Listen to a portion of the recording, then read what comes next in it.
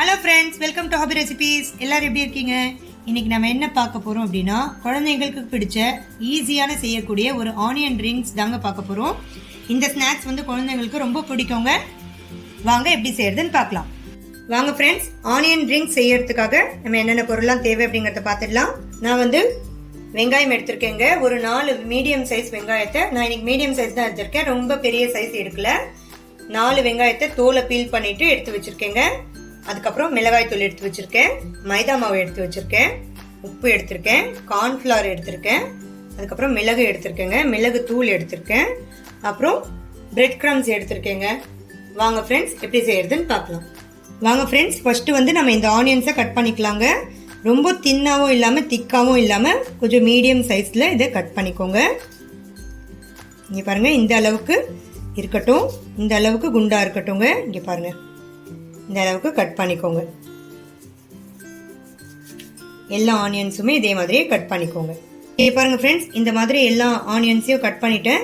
இப்போ இதை தனித்தனியாக பிரிச்சிடலாங்க ஆனியன் ரிங்ஸை.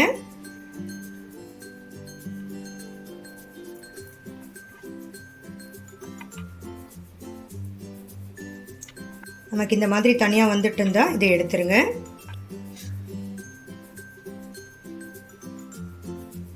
சின்ன சின்னதாக இருக்கிறதையும் வேஸ்ட் பண்ணாதீங்க ஃப்ரெண்ட்ஸ். இதுவும் நம்ம வந்து பேட்டரில் மிக்ஸ் பண்ணி ஃப்ரை பண்ணால் சூப்பராக இருக்குங்க. அதையும் வந்து எடுத்து போட்டுறாதீங்க, அதையும் அப்படியே வச்சு ஃப்ரை பண்ணிடுங்க. இந்த ஸ்நாக்ஸ் வந்து குழந்தைங்களுக்கு ரொம்ப பிடிக்கும் ஃப்ரெண்ட்ஸ்.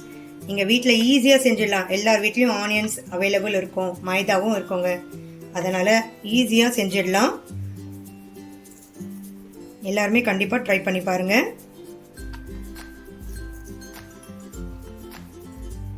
இங்கே பாருங்கள் ஃப்ரெண்ட்ஸ், நம்ம எல்லா ஆனியன் ரிங்ஸும் இந்த மாதிரி ரெடி பண்ணிட்டோம். பாருங்கள், எல்லாத்தையுமே தனித்தனியாக எடுத்து வச்சாச்சு. இப்போ நம்ம இதுக்கான பேட்டரை ரெடி பண்ணிடலாங்க. அதுக்கு நான் ஒரு மிக்சிங் பவுல் எடுத்திருக்கேன். இதில் வந்து நான் 3/4 கப் அளவுக்கு மைதா எடுத்திருக்கேன். 3/4 கப் அளவுக்கு எடுத்திருக்கேன். எதுக்குன்னா, நான் ஆனியன் ரிங்ஸ் நான் வந்து செய்ய போகிறது இவ்வளோ இருக்கிறதுனால நான் இவ்வளோ எடுத்திருக்கேங்க மாவு. நீங்கள் எவ்வளோ செய்ய போகிறீங்களோ, கம்மியாக செய்ய போகிறீங்கன்னா அதுக்கு ஏற்ற மாதிரி நீங்கள் மாவு மிக்ஸ் பண்ணிக்கோங்க.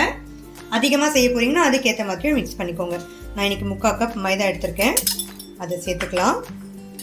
அதுக்கப்புறமா 2 டேபிள் ஸ்பூன் அளவுக்கு கார்ன்ஃப்ளவர் சேர்த்துக்கிறேன்.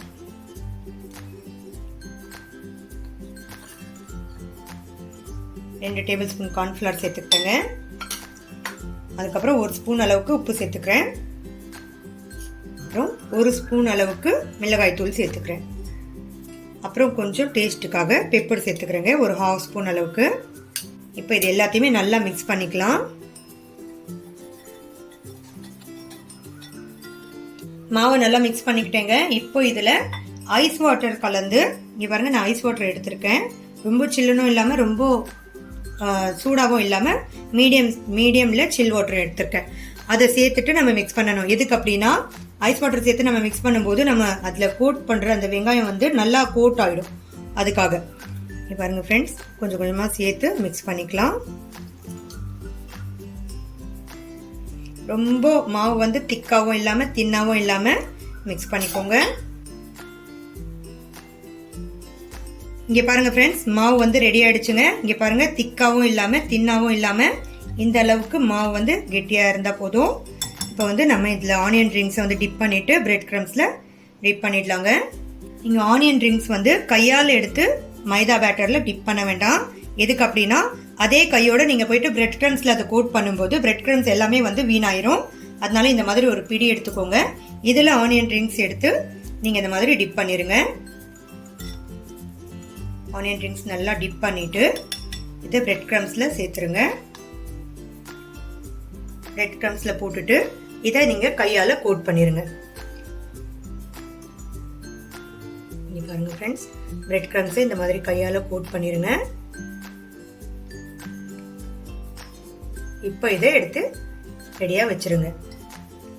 அதே மாதிரி எல்லாத்தையுமே செஞ்சுருங்க. பாருங்க ஃப்ரெண்ட்ஸ், நான் எல்லா ஆனியன் ரிங்ஸையும் இந்த மாதிரி கோட் பண்ணி எடுத்து வச்சுக்கிட்டேங்க பிரெட் கிரம்ஸில். இப்போ இதை ஃப்ரை பண்ணிடலாம். அதுக்கு நான் ஒரு கடாயில் வந்து எண்ணெயை சூடாகிறதுக்காக வச்சுருக்கேன். சூடாகட்டும், அதுக்கப்புறம் நம்ம ஃப்ரை பண்ணி எடுத்துடலாம். இங்கே பாருங்க ஃப்ரெண்ட்ஸ், ஆயில் சூடாயிடுச்சுங்க. இப்போ இதில் ஒவ்வொன்றா சேர்த்து ஃப்ரை பண்ணி எடுத்துடலாம்.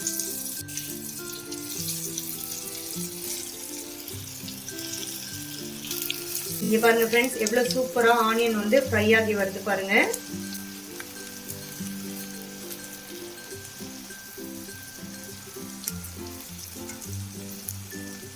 இங்க பாருங்க ஃப்ரெண்ட்ஸ், கொஞ்சம் கிறிஸ்பியான உடனே எடுத்து வெளியே வச்சிருங்க.